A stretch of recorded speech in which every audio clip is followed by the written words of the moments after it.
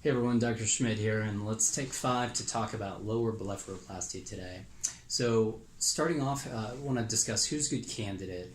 Well, for those individuals that are interested in rejuvenating the lower eyelid, if you feel like you've got excess or crepey skin, or just puffiness or bags under the eyes, it may be something to consider looking into. So, what we're actually doing is we're making an incision, and generally that incision is underneath the eye, placed in the first wrinkle line. Sometimes we'll actually place the incision on the inside of the eyelid. We usually do that for individuals that have that are a little bit on the younger side and just really have puffiness. If we are looking to get rid of skin or just excess tissue that's in that area, crepey, redundant tissue. In that instance, we usually are going to make an incision on the outside. But when we do the procedure, we're actually removing excess skin if that's needed, sometimes a little bit of skin and muscle at the same time. And oftentimes, especially if you've got puffiness in that area, we're removing extra fat. So the surgery itself is an outpatient procedure, and it generally is going to take in the neighborhood of 30 minutes on each side.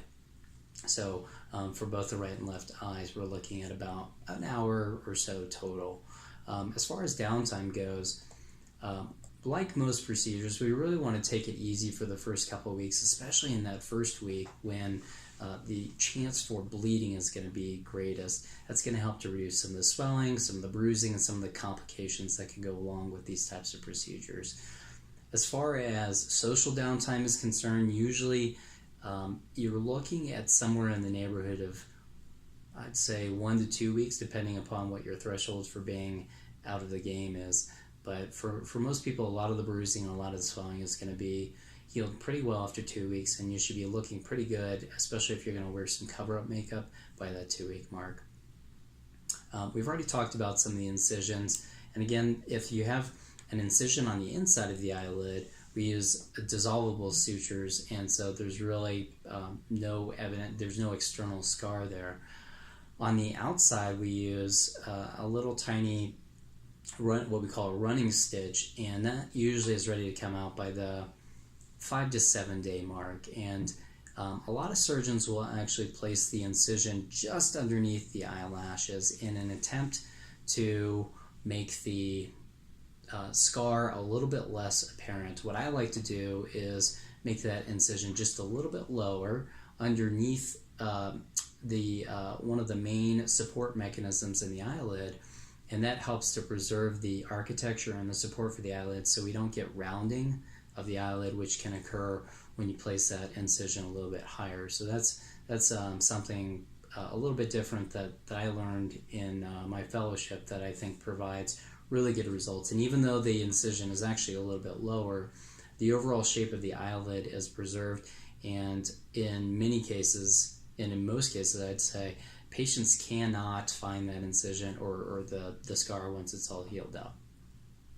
As far as anesthesia techniques go, you can do this under purely local anesthetic, but a lot of people like to have oral sedation or an IV sedation.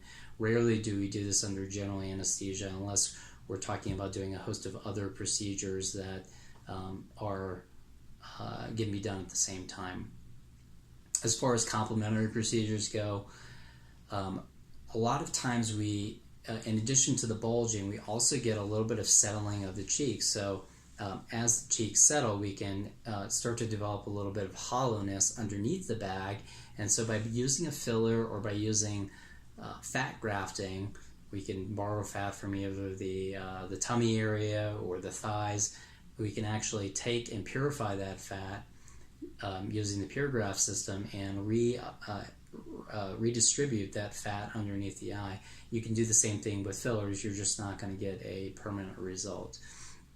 So those are options to help further rejuvenate the eye. The other thing is sometimes, even though we've tightened things up as much as we can possibly get them, we still haven't really addressed some of the laxity of the tissue and some of the textural changes that can occur with the eyelid tissue over time. And so to address that, we would do resurfacing procedure, and that generally is going to be either a laser procedure or a chemical peel. Also, with time, we can start to lose some of the, I talked a little bit about some of the support mechanism of the eye. Over time, that support mechanism can deteriorate to some extent, and so sometimes we need to do a complementary lid tightening procedure where we're actually removing vertically a little segment of tissue to help make sure that when we do the lid lift or the blepharoplasty, we're not having the eyelid pull down. And so that's another procedure that may be complementary, and we determine that at the time of the consultation by doing what's called a snap test.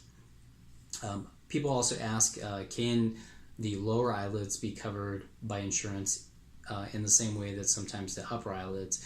And I would say that much less commonly will the insurance cover that. There are very special circumstances under which you can actually get the insurance to cover those, and so those are far less common relative to the upper eyelids.